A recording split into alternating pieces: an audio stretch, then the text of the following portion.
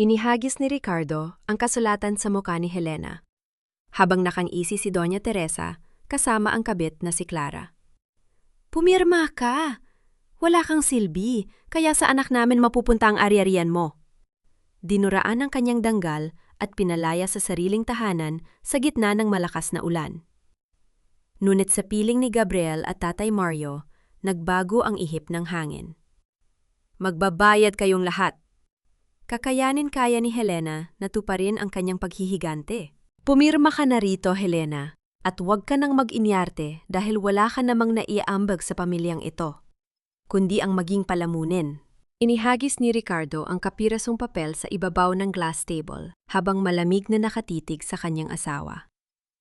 Ngumisi si Doña Teresa habang inilalapag ang isang basong gatas na kabababa pa lamang ni Helena mula sa kusina, ang paboritong inumin ng matanda bago matulog na maingat niyang inihanda sa loob ng 10 taon. Nakatayo si Helena sa gilid ng mesa, hawak pa ang basahang ginamit niya sa pagpupunas ng mga alikabok sa mga mamahaling webles ng mansyon. Sa tapat niya, nakaupo si Ricardo, ang lalaking ipinaglaban niya laban sa lahat, habang nakatitig sa kanya ng walang nikatiting na awa. Sa tabi nito ay si Clara, ang babaeng ilang buwan na niyang pinaghihinalaan, na ngayon ay hawak ang isang maliit na bata sa kanyang kandungan. Ano to, Ricardo? Tanong ni Helena. Ang boses ay nanginginig, kahit pilit niyang pinatitigas ang kanyang dibdib. Ibibigay mo ang bahay na minana ko sa aking ina para sa anak ng babaeng yan? Huwag mong tawaging babaeng yan si Clara! Asik ni Ricardo habang itinatuktok ang dulo ng ballpen sa ibabaw ng papeles. Si Clara ang nagbigay sa akin ng tagapagmana. Ikaw? 10 taon tayong kasal, Helena. Pero ni isang sanggol, hindi mo ako nabigyan. Anong gusto mong gawin ko? Pabayaan ang dugo at pawis ng pamilya Duarte na mapunta sa wala? Pero hindi sa iyo ang bahay na ito. Sagot ni Helena. At sa kauna-unahang pagkakataon sa loob ng maraming taon, narinig ang lamat sa kanyang boses. Bahay ito ng mama ko, Ricardo. Dito tayo nagsimula nang wala ka pang kahit ano. Akala ko ba nagtutulungan tayo? Sumingit si Doña Teresa. Ang boses ay parang kutsilyong dumaan sa salamin na puno ng panlalait. At sino ang nagpakain sa'yo nang mamatay ang ina mo? Sino ang nagbayad ng mga utang ng ampon mong ama na si Mario?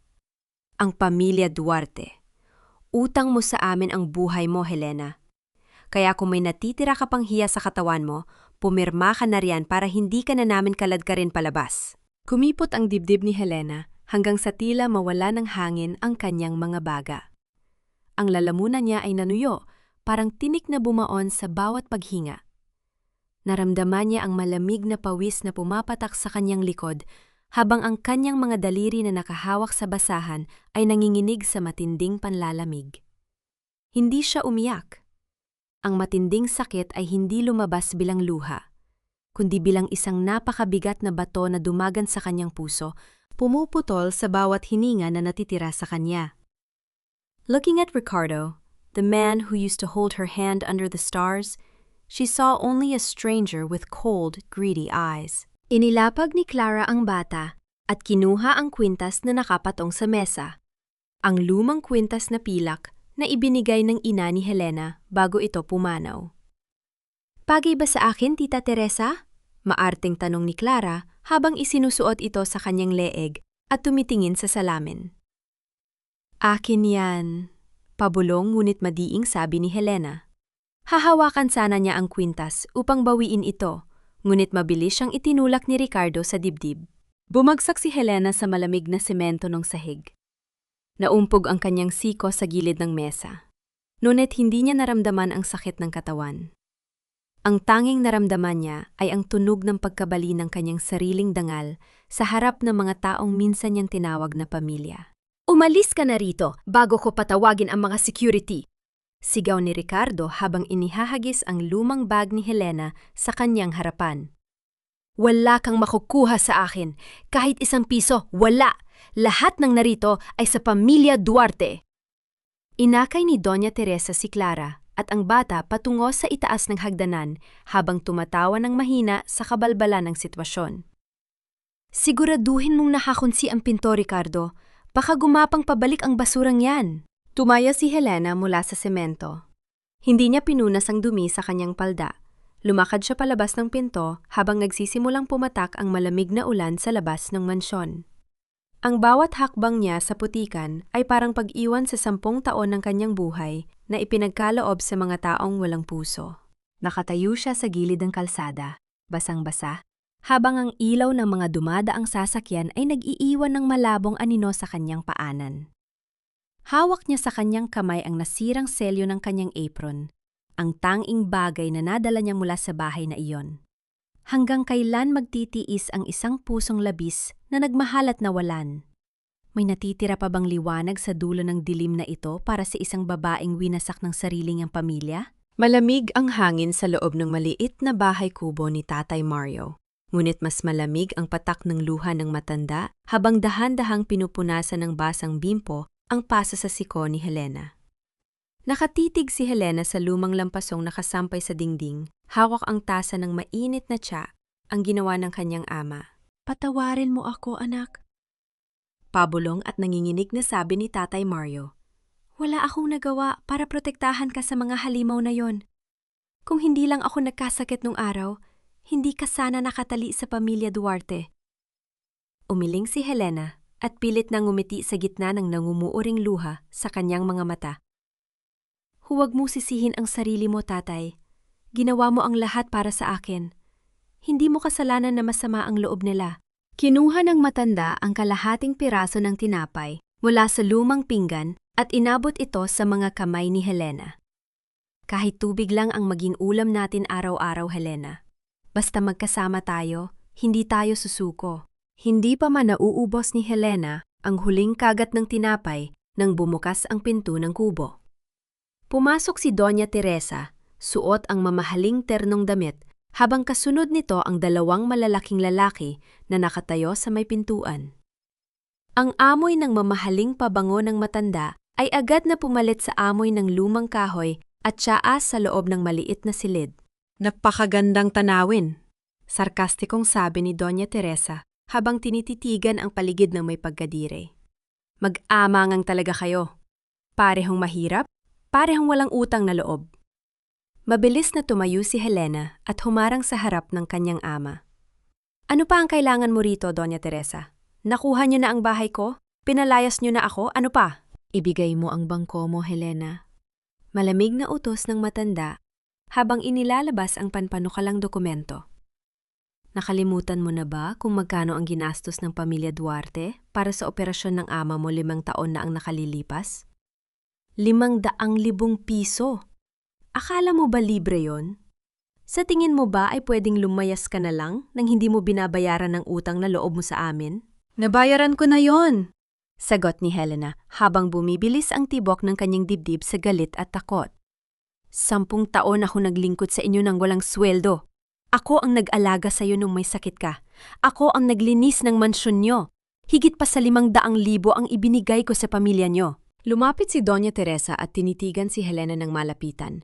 Ang kanyang mga mata ay puno ng lason. "Baka nakakalimutan mo, Helena. Walang resibo ang pagsisilbi mo. Pero ang utang na ama mo, may pirma niya ang kasulatan. Kung hindi mo ibibigay ang natitirang pera mo sa bangko ngayon din, sisiguraduhin kong bukas na bukas ay ipapulis ko ang matandang ito para sa estafa." Lumingon si Helena kay Tatay Mario. Nakita niya ang matinding takot sa mga mata ng kanyang ama habang nakawak ito sa kanyang dibdib. Naramdaman ni Helena ang panlalamig ng kanyang sariling mga kamay. Ang huling perang natitira sa kanyang bangko ay ang perang inipon niya mula sa kaunting ibinibigay ng kanyang ina bago ito pumanaw. Ang huling pader na nagtatanggol sa kanila sa kagutuman. Habang nagtatalo ang lakas ng loob at takot sa dibdib ni Helena, napatingin siya sa bahagyang nakabukas na pinto ng lumang cabinet ni Tatay Mario. Sa gitna ng mga lumang damit, nakita niya ang isang puting sobren eng may tataak ng isang kilalang law firm sa lungsod. Isang bagay na hindi kailanman binanggit sa kanya ng kanyang ama. "Wala akong ibibigay sa'yo." Pabulong ngunit matatag na sabi ni Helena habang nakatitig sa mga mata ng matanda. "Magdemanda ka kung gusto mo. Hindi na ako natatakot sa'yo." Nag-alab ang galit sa mukha ni Doña Teresa. Kinuha nito ang lumang karton na naglalaman ng kakaunting damit ni Helena na dinala ng mga tauhan nito mula sa mansyon at inihagis ito sa basang putikan sa labas ng kubo, sa harap ng nagkakatipong mga kapitbahay. Tingnan natin kung hanggang kailan magmamatigas ang isang basurang tulad mo. Sigaw ni Doña Teresa bago tumalikod at naglakad patungo sa kanyang mamahaling kotse. Nakatayo si Helena sa pintuan habang nakatitig sa kanyang mga damit na nilalamon ng putik. At sa gitna ng katahimikan ng gabi, narinig niya ang tunog ng mabilis at mabibigat na yabag na mga hakbang na papalapit sa gilid ng kanilang kubo. Mabilis na tumakbo si Helena palabas ng pinto upang pulutin ang kanyang mga damit sa putikan. Ngunit bago pa man niya maidapo ang kanyang mga daliri sa basang tela, may isang paresang sapatos ang huminto sa kanyang harapan. Isang matangkad na lalaki na nakasuot ng mabilisang inayos na formal na Amerikana ang yumuko at kinuha ang mga damit mula sa putik bago pa ito marudihan ng husto. Inangat ni Helena ang kanyang tingin at sa ilalim ng malamlam na ilaw ng post sa kalsada, nakita niya ang isang pamilyar ngunit may katandaan ng mukha, mga matang puno ng pag-aalala at malalim na pagmamahal na matagal na niyang hindi nakikita sa sinuman. Gabriel? Pabulong na sabi ni Helena.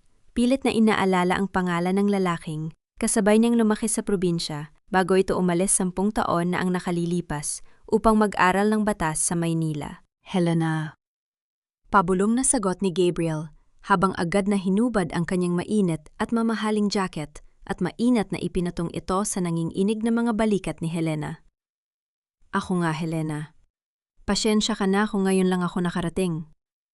Agad na inakay ni Gabriel si Helena, pabalik sa loob ng bahay kubo kung saan naghihintay ang nanginginig na si Tatay Mario. Inilapag ng lalaki ang mga basang damit sa gilid at kumuha ng malinis na bimpo mula sa kanyang bag. Magandang gabi po, Tatay Mario.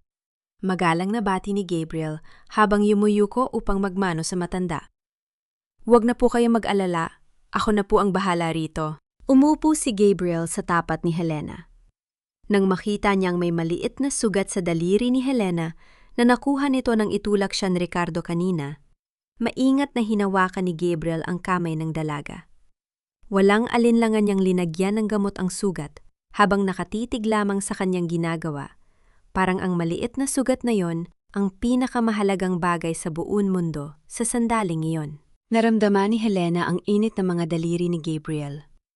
Sa loob ng 10 taong pakikipaglaban sa malamig at malupit na mansyon ng mga Duarte, ngayon lamang ulit may humawak sa kanyang kamay nang may ganoong katiding pag-iingat at respeto.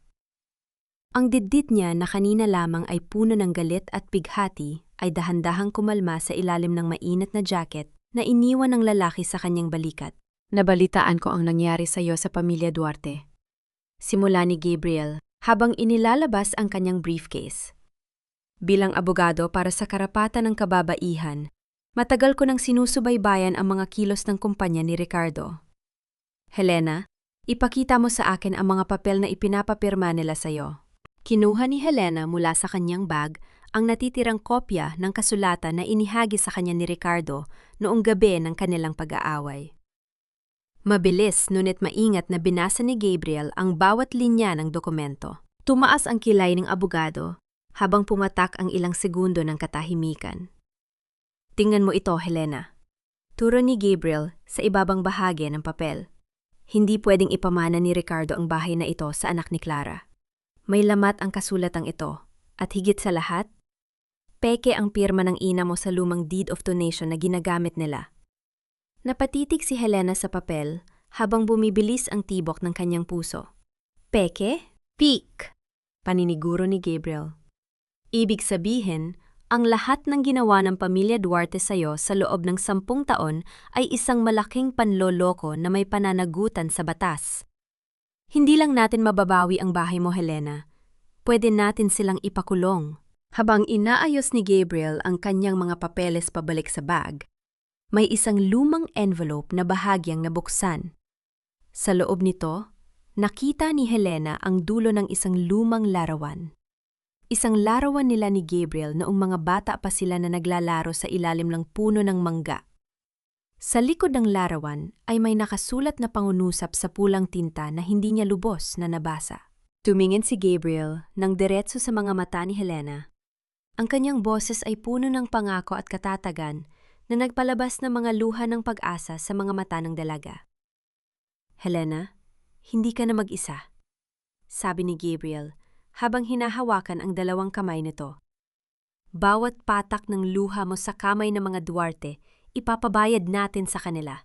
Sa isang maliit at tahimik na kainan sa gilid ng highway, malayo sa mga mata ng mga kakilala sa lungsod, nakaupo sina Helena at Gabriel sa pinakasulok na mesa. Ang amoy ng kaping barako at lumang kahoy ay nagbibigay ng kaanting kalinga sa malamig na hapon. Inilagay ni Helena sa ibabaw ng mesa ang isang lumang notebook na may kupas na takip. Isang journal na tila walang halaga sa iba, ngunit naglalangan ng 10 taong lihim ng pamilya Duarte. Dito ko'y sinusulat ang lahat, Gabriel.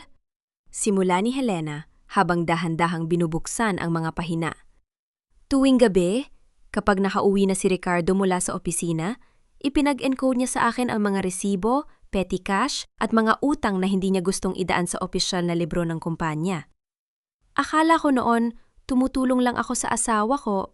Kinuha ni Gabriel ang notebook at maingat na binasa ang bawat pahinang nakasulat sa malinis na penmanship ni Helena. Habang lumilipas ang mga minuto, lalong lumalamig ang muka ng abogado. Diyos ko, Helena, pabulong na sabi ni Gabriel habang napapahawak sa kanyang no. Hindi lang basta pagtitipid ang ginagawa nila.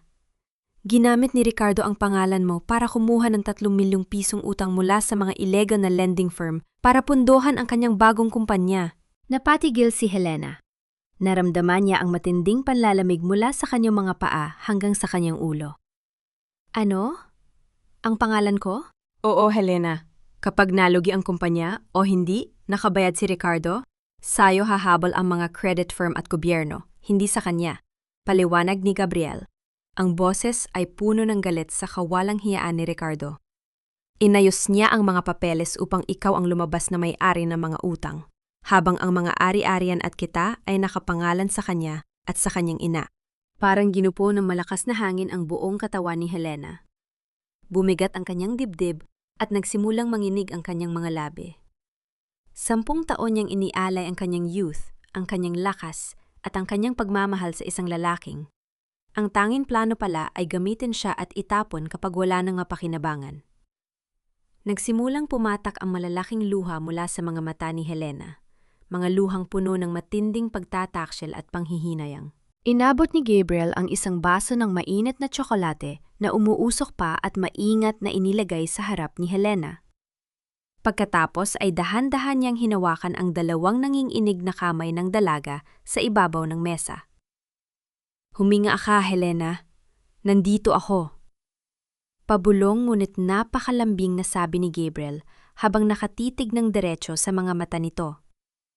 Hindi ko hahatingan ang dusa mo, pero pangako ko sa'yo, hindi kita hahayaang lumaban ng mag-isa. Ipagtatanggol kita kahit kanino. Naramdaman ni Helena ang init ng mga palad ni Gabriel na tila nagbibigay ng lakas sa kanyang nangihinang kaluluwa. Sa kabila ng matinding sakit sa kanyang dibdib, may isang munting apoy ng pag-asa at kislap ng damdamin ang dahan-dahang nabuhay sa kanyang puso, isang pakiramdam na matagal nang pinatay ng pamilya Duarte. Habang nagkakatitigan silang dalawa, biglang umilaw ang telepono ni Gabriel sa ibabaw ng mesa. Nakatanggap siya ng isang text message mula sa isang hindi kilalang numero. Binasa ito ni Gabriel at agad na kumunot ang kanyang no. Sino yan, Gabriel? Tanong ni Helena habang pinupunasan ang kanyang luha. Isang hindi kilalang numero na naman? Sagot ni Gabriel habang mabilis na binubura ang text. Ilang araw na silang nagpapadala ng babala tungkol sa mga galaw ng kumpanya ni Ricardo. Sinasabi rito na nagpatawag daw si Ricardo ng isang malaking press conference na yung gabi. Ipinakita ni Gabriel ang kanyang telepono sa live broadcast sa pambansang telebisyon. Sa screen, nakatatag si Ricardo sa harap ng maraming mamamahayag. Katabi si Doña Teresa at Clara.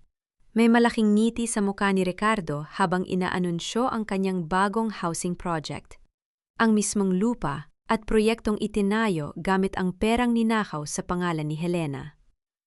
Ang proyektong ito ay simbolo ng bagong simula ng aming pamilya, Ngiting-ngiting pahayag ni Ricardo sa telebisyon. Kumalabit ang galit sa dibdib ni Helena. Tumayo siya mula sa mesa habang nakatitig sa telebisyon. Gagamitin nila ang pangalan ko para magpalakpakan ng buong mundo habang ako ay nakatabon sa utang. Hindi natin hahayaang mangyari yon. Sagot ni Gabriel habang tumatayo rin at inililigpit ang notebook. Gagamitin natin ang mismong notebook na ito para ipasara ang kumpanya nila.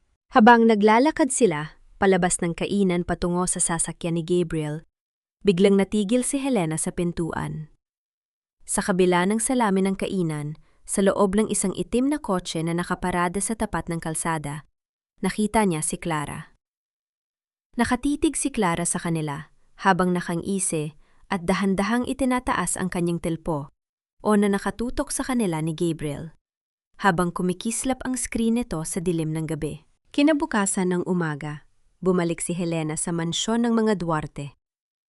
Nakatayo siya sa paanan ng malaking hagdanan, suot ang isang simpleng blusa. Pumasok siya sa bahay, hindi bilang isang taong nagmamakaawa, kundi bilang isang babaeng nagpapanggap na sumusuko na sa kagustuhan ng pamilya. Gumaba si Doña Teresa mula sa dining room habang nakatitig sa kanya ng may pagmamay-ari. Mabuti naman at natauhan ka rin, Helena, sarkastikong sabi ng matanda. Akala ko ba ay magmamatigas ka na? Nasaan ang yabang mo kahapon? Lumingon si Clara mula sa sofa, hawak ang kanyang kape habang nakangiti ng nang-uuyam. Tita Teresa, baka pumunta lang siya rito para kunin ang mga natitira niyang basahan. O baka naman gusto magpalinis ng kwarto natin ni Ricardo? Nagtiimbagang si Helena.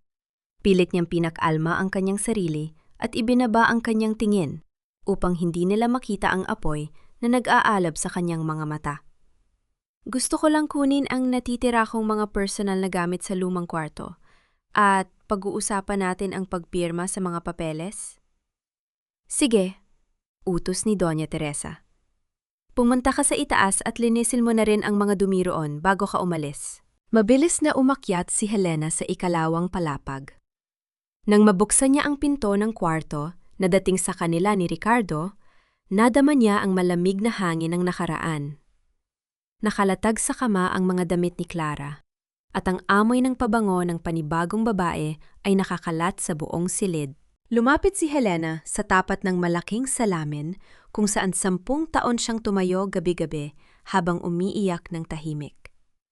Tinitigan niya ang kanyang refleksyon. Wala na ang mamumula-mulang mga mata ng isang duwag na asawa.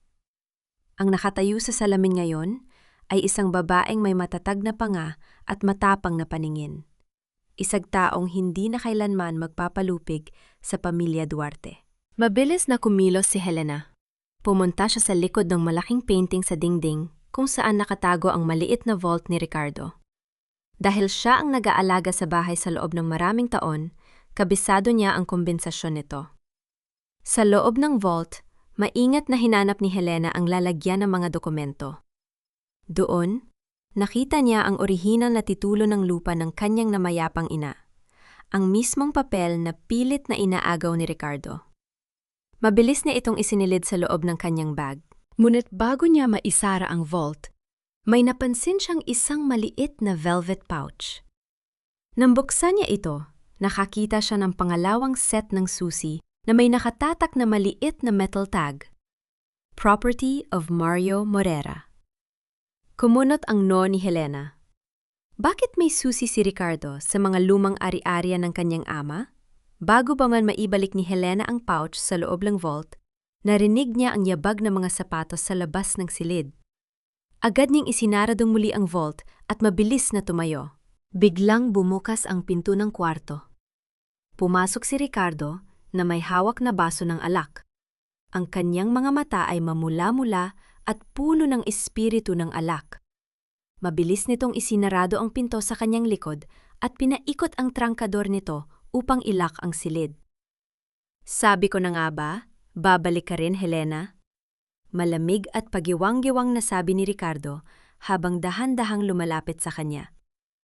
Walang pumupunta sa pamilya Duarte na nakakaalis ng ganun-ganun na lang. Dahan-dahang lumapit si Ricardo habang nakaambang agawin ang bag na nakasabit sa balikat ni Helena. Amoy alak ang bawat paghinga nito. Ngunit ang mga mata nito ay puno ng desperasyon at panlilinlang. Akin na yung bag mo, Helena! Utos ni Ricardo, habang idinidikit ang kanyang sarili upang harangan ang daan. Inilayo ni Helena ang kanyang bag at buong tapang na itinulak ang dibdib ng lalaki. Huwag mo akong hahawakan, Ricardo! Wala ka ng karapatang hawakan ako! Napatigil si Ricardo at bahagyang ngumiti. Isang ngiting dating ginagamit niya tuwing pagtatakpan ang kanyang mga kasalanan. Inayos niya ang kanyang boses at nagsalita sa pinakamalambot na tono na kaya niyang gawin. Helena, mag-usap tayo ng maayos. Simula ni Ricardo habang inaabot ang kamay ng asawa. Patawarin mo ako sa mga nasabi ko noong nakaraang araw. Lasing lang ako at na-stress sa kumpanya. Alam mo namang mahal kita, di ba? Ginagawa ko lang ang lahat ng ito para sa hinaharap natin. Kung ipapaubaya mo sa akin ang lupa ng ina mo, maisasalba natin ang kumpanya at babalik tayo sa dati. Ilang buwan ang nakalipas. Baka naniwala na naman si Helena. Baka umiyak na naman siya sa balikat ng lalaking ito at nagpaalipin sa pangakong walang katuparan. Ngunit sa kanyang isip, umalingaw-ngaw ang boses ni Gabriel. Hindi ka na mag-isa. Huwag mong hahayaang sirain pa nila ang danggal mo. Tinitigan ni Helena si Ricardo nang may matinding pagkadiri. Napakagaling mo talagang magsinungaling, Ricardo. Malamig na sabi ni Helena habang dahan-dahang umiiling. Para sa hinaharap natin? O para sa hinaharap niyo ni Clara at ng anak niyo? Akala mo ba hindi ko alam ang mga utang na ipinangalan mo sa akin? Akala mo ba bobo ako para hindi makitang ginagamit mo lang ako para hindi ka makulong? Nawala ang tamis sa mukha ni Ricardo. Pumatak ang galit sa kanyang mga mata. Anong sinabi mo?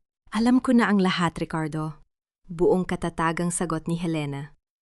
Nanakawin mo ang lupa ng mama ko para ibayad sa mga illegal mong utang.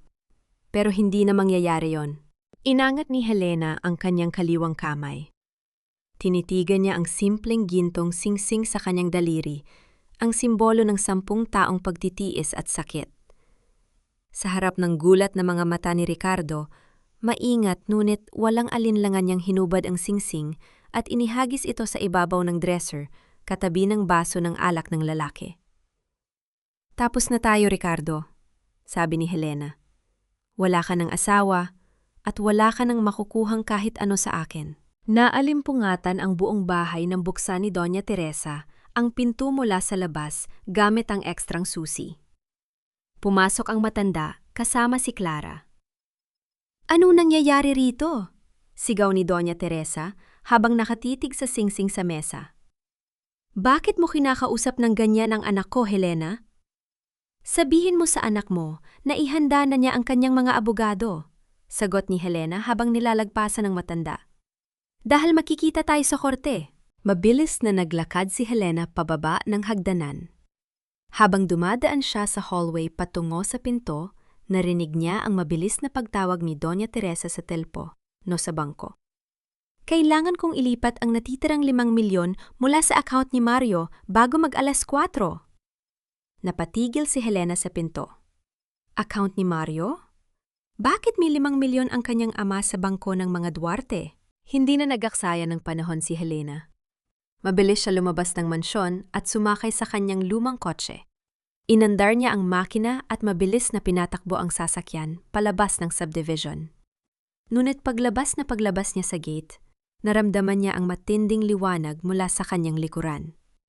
Sa kanyang rearview mirror, nakita niya ang isang itim na SUV na mabilis na humahabol sa kanya, habang kumikislap ang malalakas na ilaw nito sa dilim ng gabi. Mabilis ang kabog ng dibdib ni Helena habang mas lalong lumalapit ang 2 malalakas na ilaw ng itim na SUV sa kanyang likuran.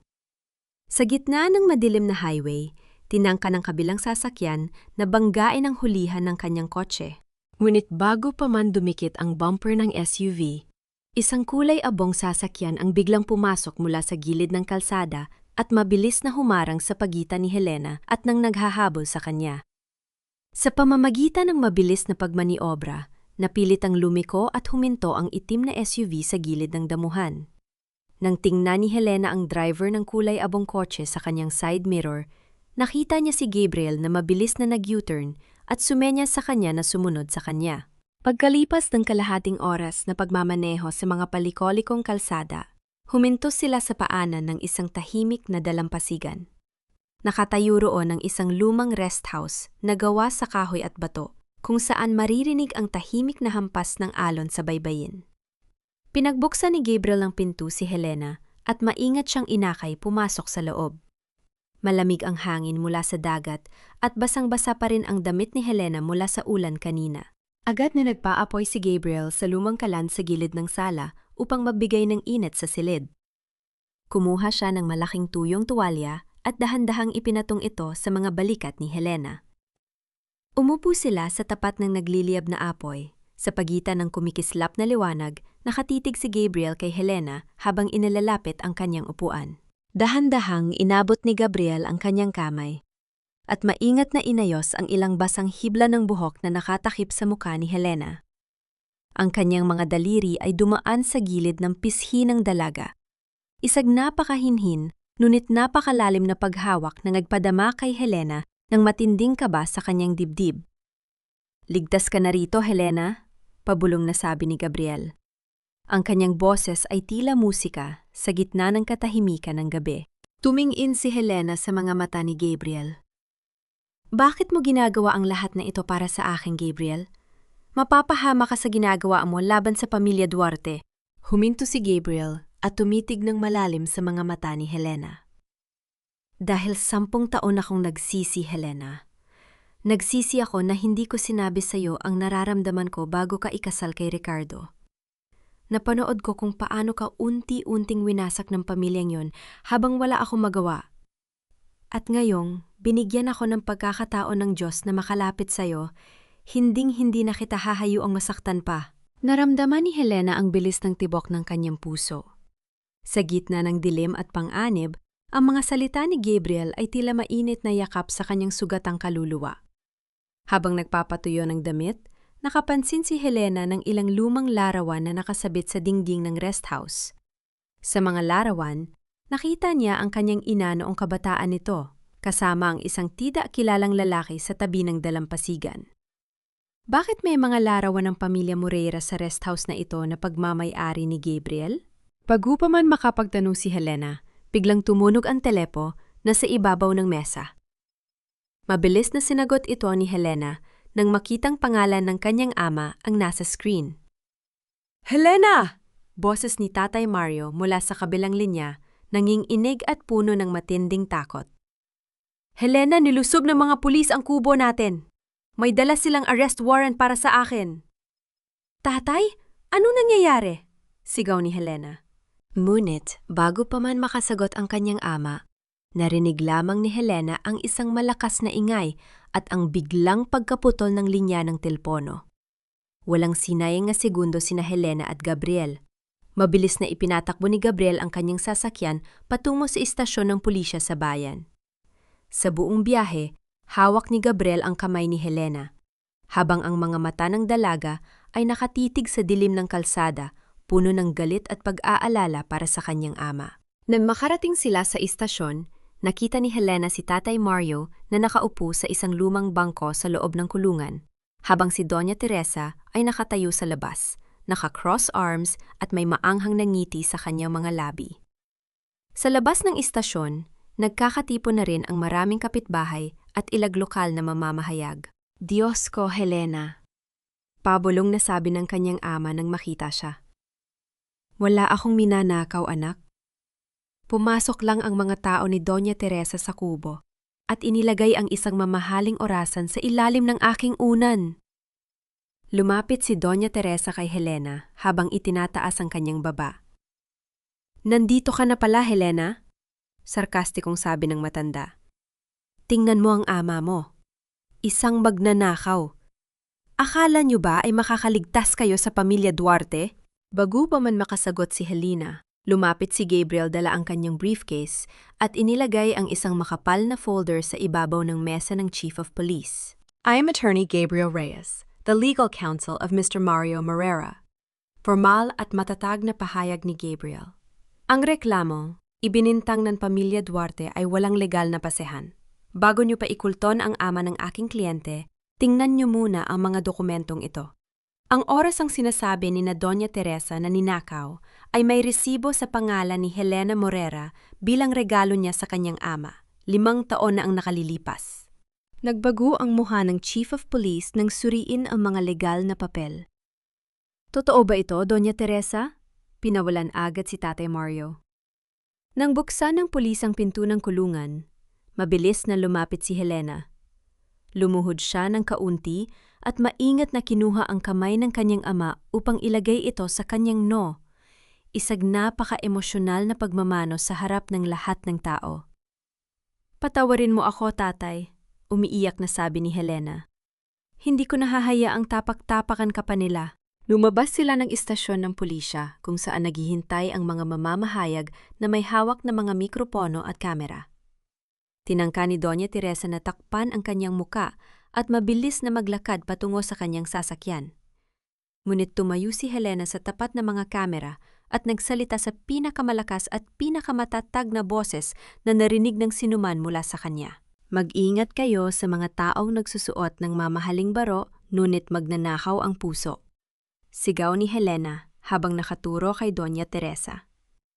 Hindi magnanahaw ang ama ko! Ang tunay na magnanahaw ay ang pamilya Duarte na nagnahaw sa aking bahay, nag-ipit ng utang sa pangalan ko at pilit na nagnanahaw sa pondo ng kanilang sariling kumpanya. Agad na pinalibutan ng mga reporter si Doña Teresa. Doña Teresa, totoo po ba na may utang na milyon-milyon ang Duarte Corp? Totoo po bang peke ang mga pirma sa inyong land titles? Nawala ng kontrol si Doña Teresa. Nagpanik ang matanda at mabilis na nagtago sa loob ng kanyang kotse habang pinaiikot ang bintana nito. Ang kanyang mukha ay namumula sa matinding hiya at galit. Habang napapasalamat sina Helena, Gabriel at Tatay Mario sa mga kapitbahay na sumuporta sa kanila, lumapit ang isang lalaking naka-jacket na may hawak na camera. Yumukod ito ng bahagya sa balikat ni Gabriel at pabulong na nagsalita. Nagawa ko na ang pabor na hiningi mo, attorney. Naka-broadcast na sa pambansang balita ang pahayag ni Helena. Sa kabilang dako ng bayan, sa loob ng mansyon ng mga Duarte, nakatayo si Ricardo sa kanyang opisina habang hawak ang isang opisyal na dokumento mula sa Bangko Sentral ng Pilipinas. Ang papel ay may malaking pulang selyo sa gitna. Nang basahin ni Ricardo ang dokumento, naninig ang kanyang mga kamay at nabitawan niya ang kanyang baso ng alak sa sahig. Ang lahat ng bank accounts at assets ng Duarte Corporation ay formal nang ipinag-utos ng gobyerno na i-freeze at i-hold para sa investigasyon ng batas. Dahil sa pagka-freeze ng mga bank account ng Duarte Corporation, naglaho ang marangyang pamumuhay na ipinangako ni Ricardo kay Clara. Sa loob ng malaking sala ng mansyon, umalingaw-ngaw ang sigawan ng 2 babaeng minsan ay nagkampihan laban kay Helena. Akala ko ba ay mayaman ang pamilya niyo? Sigaw ni Clara habang inilalagay ang kanyang mga gamit sa malaking maleta. Iniwan ko ang lahat para sa anak natin ni Ricardo. Tapos ngayon pati gatas ng bata hindi niyo mabili dahil naka-freeze ang pera niyo?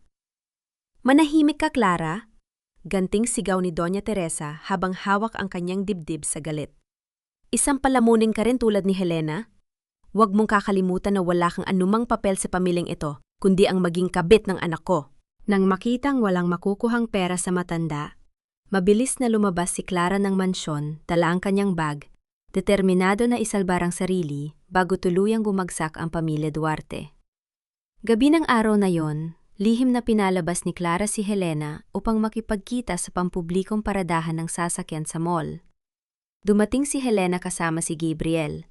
Ngunit nanatili ang abogado sa loob ng sasakyan upang bigyan si Helena ng espasyo. Nakatayo si Clara sa gilid ng isang poste, halatang balisa at pawisan ng noo. Nang makalapit si Helena, agad na inilabas ni Clara ang isang envelope mula sa kanyang handbag. Helena, mag-deal tayo! Simula ni Clara. Ang boses ay puno ng desperasyon. Alam kong galit ka sa akin, pero pareho lang tayong biktima ni Ricardo. May mga ebidensya ako rito na magpapatunay na may lihim na Swiss bank account si Ricardo kung saan nakatago ang 10 milyong piso. Ibibigay ko sa iyo ang mga account number, kapalit ng 2 milyong piso para makalipad kami ng anak ko papuntang ibang bansa. Tinitiga ni Helena si Clara. ang babaeng dating napakaanghang magsalita at walang awang nagpaalis sa kanya sa mansyon. Walang galit sa mga mata ni Helena, kundi purong awa at pagkadiri sa kababaan ng moral ng dalawa. Tingnan mo ang sarili mo, Clara. Malamig ngunit matatag na sabi ni Helena. Akala mo ba ay mababawi mo ang kasalanan mo sa akin sa pamamagitan ng panibagong pagnanakaw? Hindi ko bibilhin ang impormasyon mo. At hindi nabibili ng pera ang danggal na tinapon niyo ni Ricardo. Napahiya si Clara. Ngunit bago pa man niya maibalik ang mga papel sa kanyang bag, nabasa na ni Helena ang pangalan ng bangko at ang dulo ng account number na nakatatak sa header ng dokumento. Bukod doon, napansin din ni Helena ang ilang lumang ulat ng pulisya sa loob ng envelope na nag-uugnay kay Ricardo sa isang lumang aksidente sa kalsada, 10 taon na ang nakalilipas. Bakit itinago ito ni Clara laban kay Ricardo? Bago pa man makapantanong si Helena tungkol sa aksidente, isang malakas na sigaw ang umalingaw-ngaw sa buong paradahan ng sasakyan. Clara! Helena! Mula sa dilim ng paradahan, mabilis na tumatakbo si Ricardo patungo sa kanila. Ang kanyang muka ay namumula sa galit habang nakatitig sa envelope na hawak ni Clara. Mga traidor kayo! Sigaw ni Ricardo habang mabilis na lumalapit. Matapos ang mabilis na pagtakas sa paradahan ng sasakyan kasama si Gabriel habang sumisigaw sa galit si Ricardo, nagtipon sina Helena, Gabriel, at ang grupo ng mga maliliit na negosyante na niloko ng Duarte Corporation.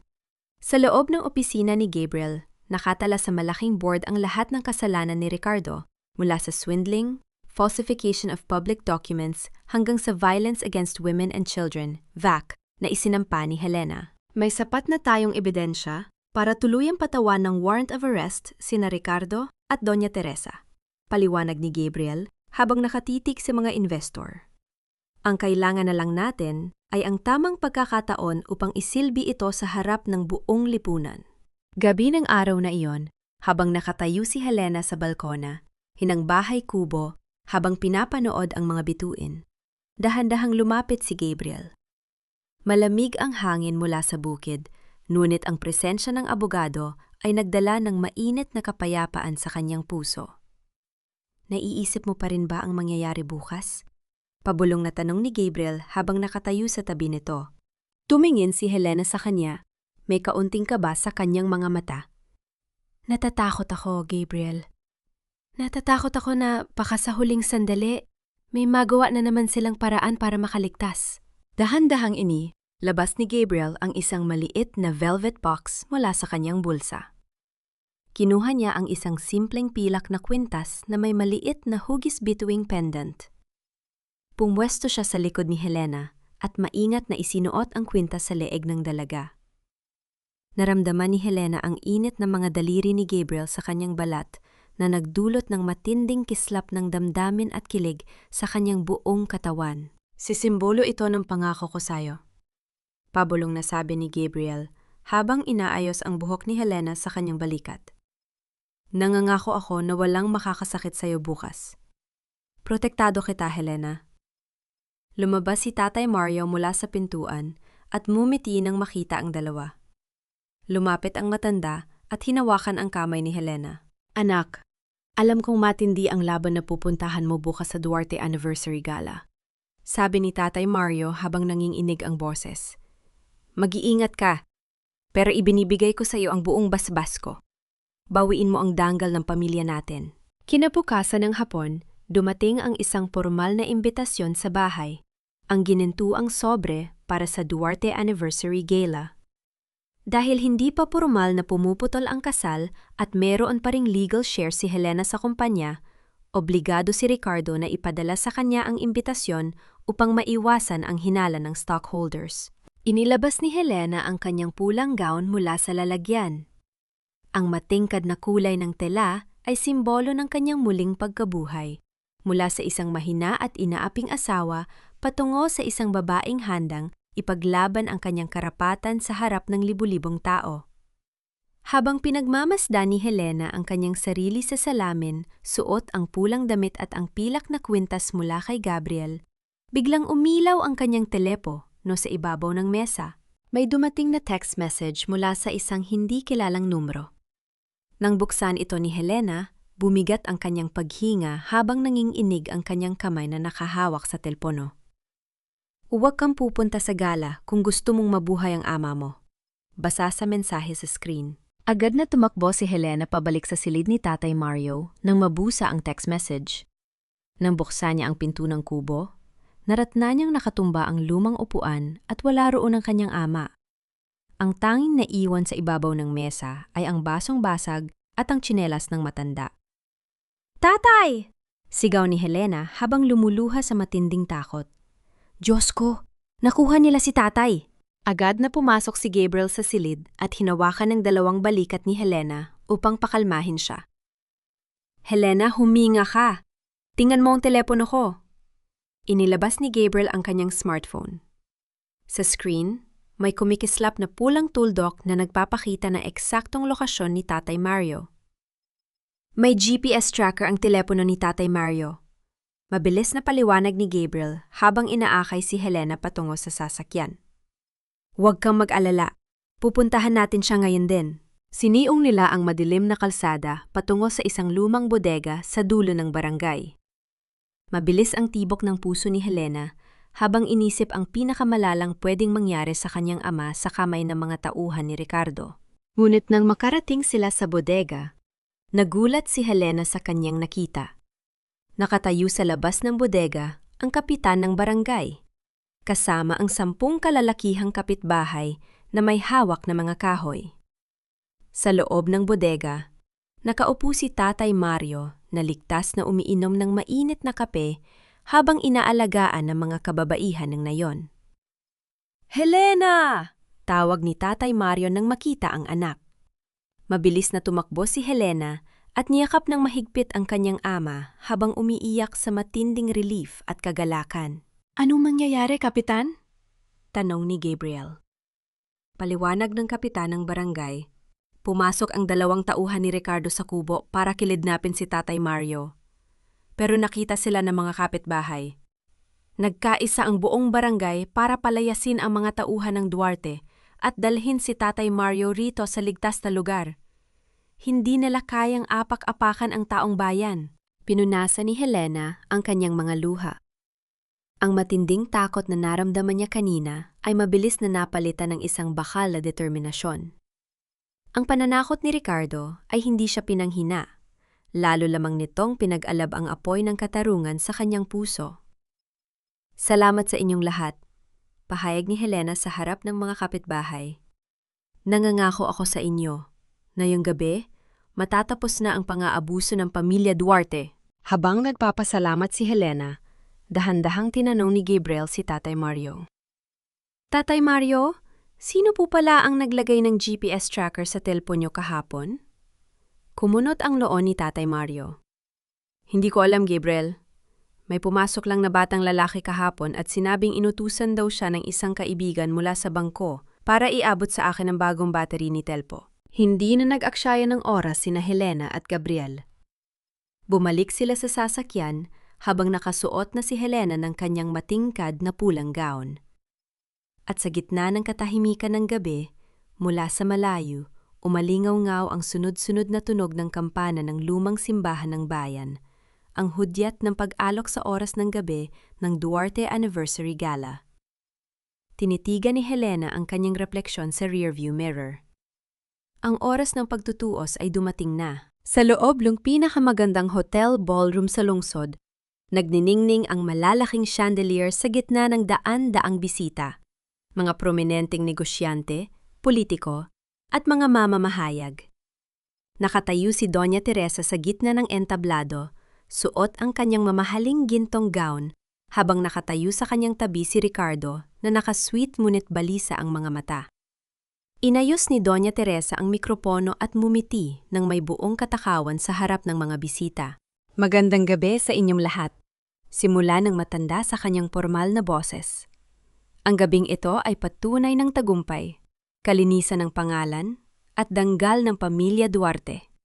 Sa kabila ng mga maling tsismis na ikinakalat ng mga taong walang utang na loob, nananatiling matatag ang aming kumpanya bilang simbolo ng katapatan sa negosyo. Bago pa man makapalakpak ang mga bisita, biglang bumukas ang malaking pintuan sa dulo ng ballroom. Tumahimik ang buong bulwagan. Lumingon ang daan-daang tao patungo sa pintuan. Pumasok si Helena.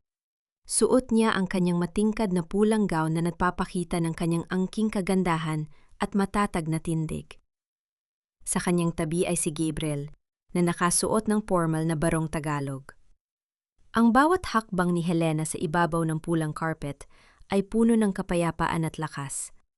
Isang malaking kaibahan sa mahinang asawa na kilala ng pamilya Duarte nung araw. Nalaglag ang panga ni Ricardo.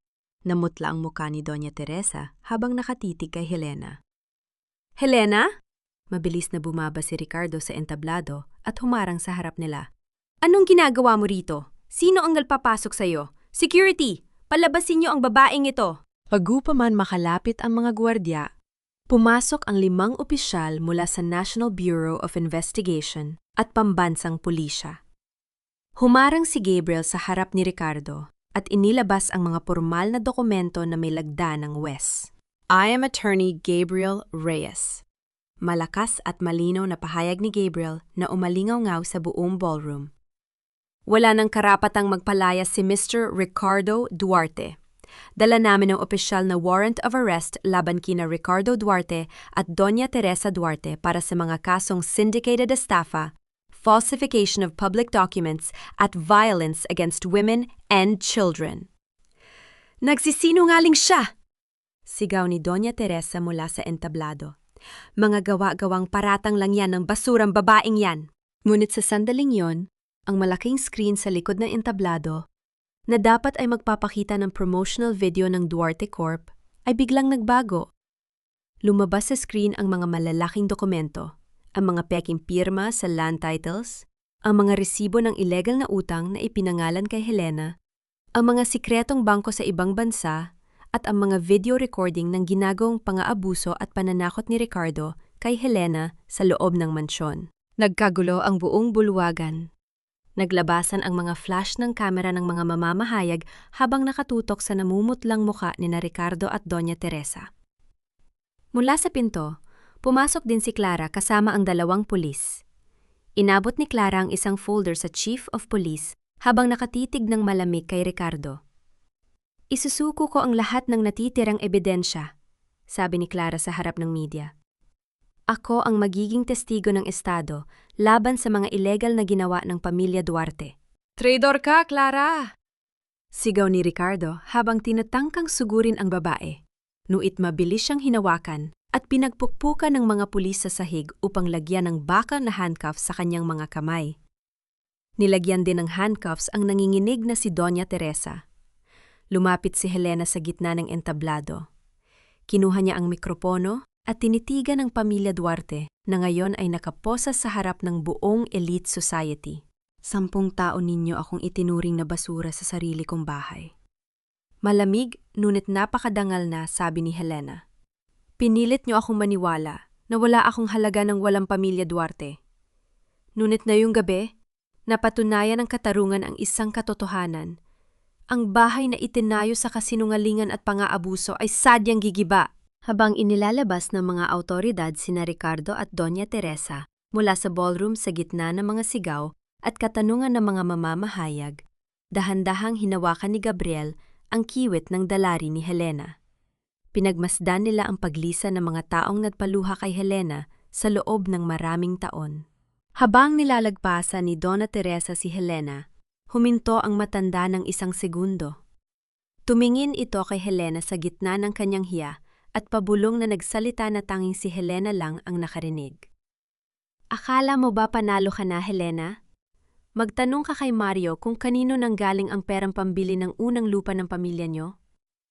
Bago pa man makapagtaka si Helena, mabilis nang inilabas ng mga pulis ang matanda. Sa labas ng hotel, habang isinasakay si Ricardo sa loob ng sasakyan ng pulis, lumingon ito sa mga camera at sumigaw sa gitna ng galit. Hindi pa tayo tapos, Helena! Magbabayad na yung lahat! Ngunit ang kanyang mga sigaw ay tuluyang nilamon ng sunod-sunod na kislap ng mga ilaw ng kamera sa gitna ng kadiliman ng gabi. Makalipas ang 3 buwan, pumunta si Helena sa pambansang kulungan upang formal na tapusin ang huling tali na nag-uugnay sa kanya sa kanyang nakaraan. Nakatupo si Ricardo sa kabilang bahagi ng salamin sa visiting room. Wala na ang mamahaling baro at ang maanghang na ngiti ng dating matagumpay na negosyante. Nakasuot siya ng orange na kulay ng bilanggo, ang kanyang buhok ay gulo-gulo, at ang kanyang mga mata ay puno ng matinding kalungkutan at bighati. Iniwan siya ni Clara, dala ang natitirang kaunting pera, habang ang lahat ng kanyang kaibigan sa elite society ay tuluyan ng tumalikod sa kanya. Inilagay ni Gabriel ang mga papel ng annulment at kasunduan sa formal na pagbawi sa ari-arian sa ibabaw ng mesa. "Pirmahan mo na ito, Ricardo," malamig na sabi ni Helena. Tumingin si Ricardo kay Helena, ang kanyang boses ay nanginginig sa pagsisi. "Helena, patawarin mo ako.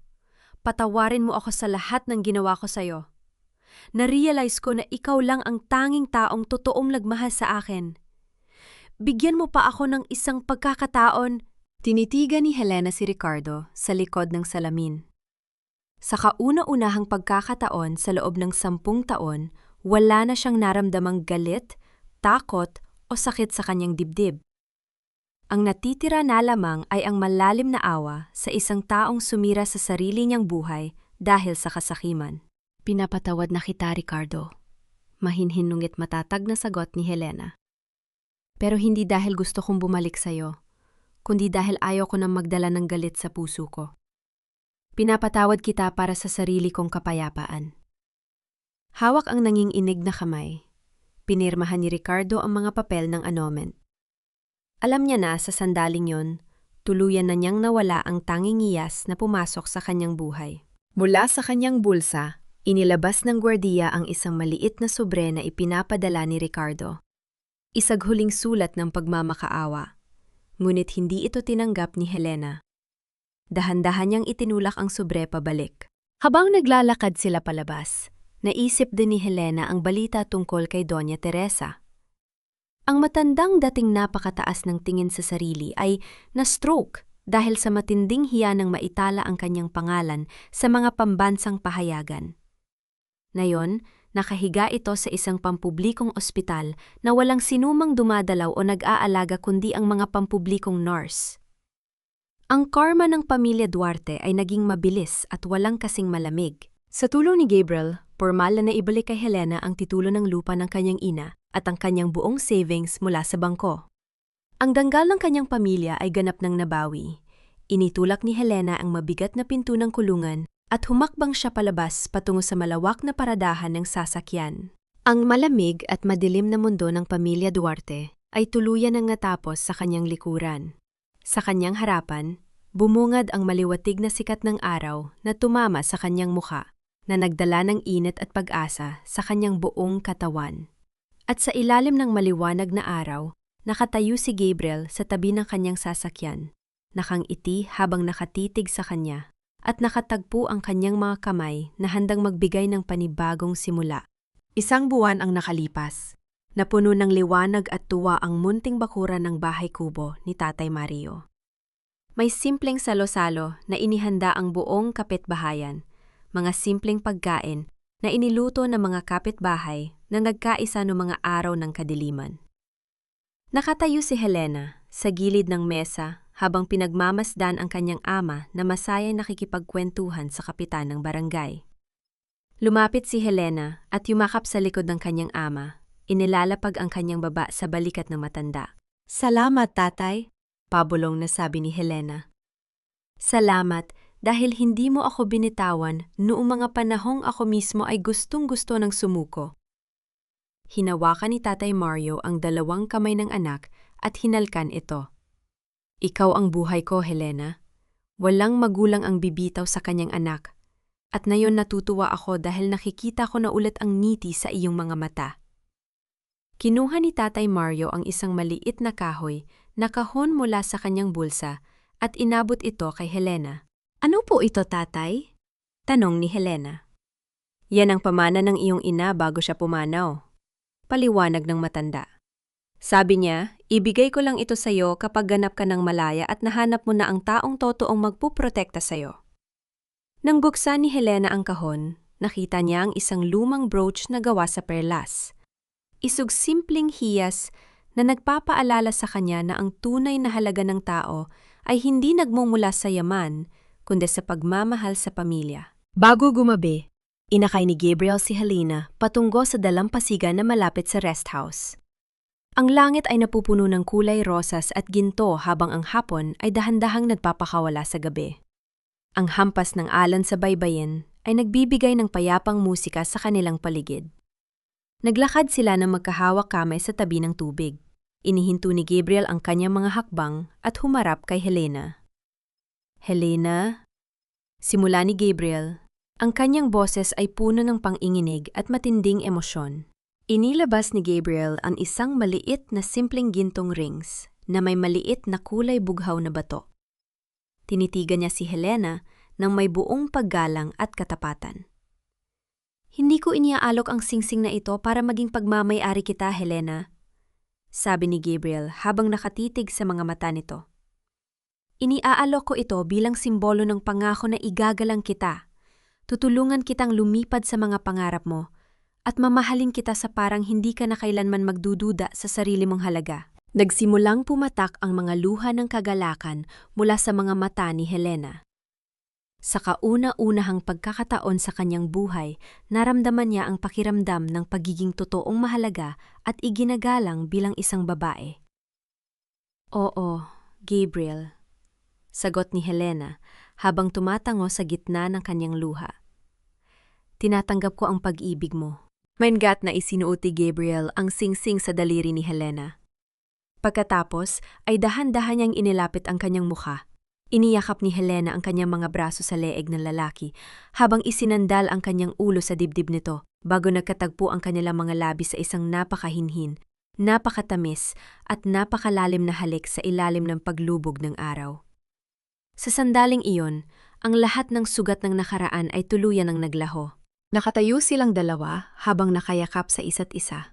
Nakatanaw sa malawak na karagatan habang ang huling sikat ng araw ay nag-iiwan ng liwanag sa panibagong bukas na naghihintay sa kanila.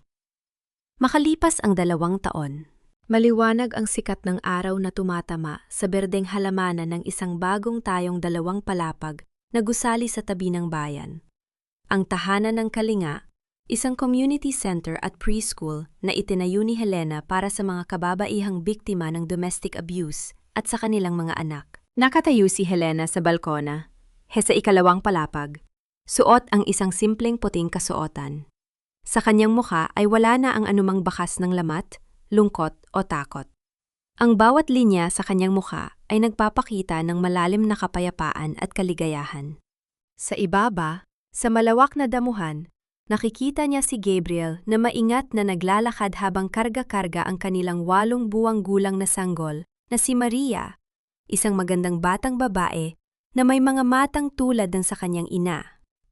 Sa tabi nila, nakaupo si Tatay Mario sa ilalim ng puno ng mangga, masayang nagtatanim ng mga bulaklak habang nakangiti sa kanyang apo. Tumingin si Gabriel sa itaas at nang makita si Helena sa balkona, kumaway ito at nagbigay ng isang napakatamis na ngiti. Isang ngiting hanggang ngayon ay nagpapatibok pa rin ng mabilis sa puso ni Helena. Minsan, sa mga tahimik na gabi bago matulog, naiisip pa rin ni Helena ang kanyang nakaraan sa pamilya Duarte.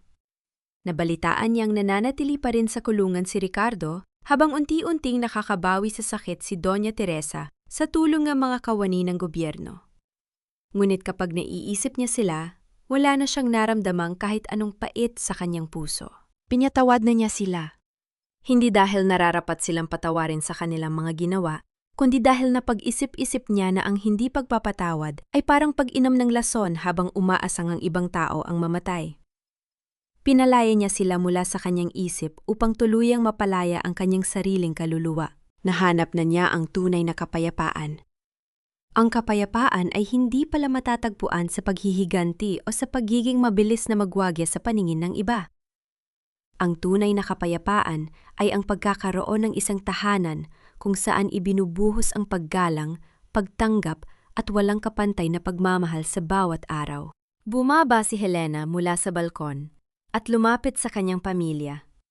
Kinuha ni Gabriel ang kamay ni Helena at hinalkan ito ng buong laming habang iniaabot ang kanilang anak sa kanyang mga bisig. Sa bawat babae nakikinig at dumadaan sa dilim ng pagtataksil at pang-aabuso. Huwag kailanman isipin na wala ka ng halaga kapag itinapon ka ng mga taong hindi marunong magpahalaga. Ang tiyaga at pagtitiis ay may hangganan, ngunit ang dulo ng bawat matatag na pagbangon ay isang bagong umagang puno ng pag-asa. Dahil sa huli, ang pusong marunong magmahal at magpatawad ay ang pusong palaging magtatagumpay.